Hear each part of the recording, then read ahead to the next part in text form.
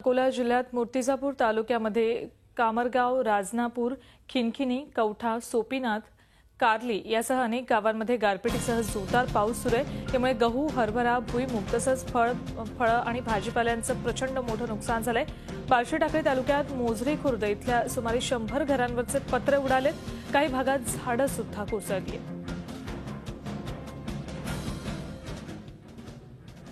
अवकाळी पाऊस आणि गारपिटीनं अकोला जिल्ह्यातल्या मूर्तिजापूर, बार्शी टाकळीमध्ये घरांवरचे पत्रेही उडालेत।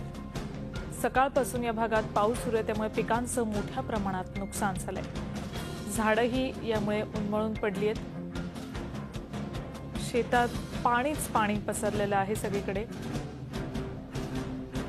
आपल्यासोबत आमचे प्रतिनिधी जयेश जगड आहेत, त्यांच्याकडून अपडेट्स घेऊयात। जयेश, संपूर्ण भागात पाऊस आहे आणि त्यामुळे पिकांचं मोठ्या प्रमाणात नुकसान झालंय। सुवर्ण निश्चितच गेल्या एका महिन्यात तिसऱ्यांदा वादळी पाऊस आणि जोरदार गारपीट झालेली आहे। तीनदा झालेली आहे एका महिन्यात।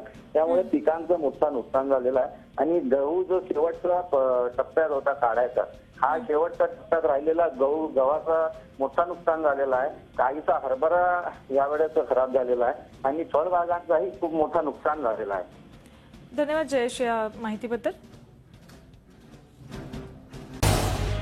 झी 24 तास रहा एक पाऊल पुढे।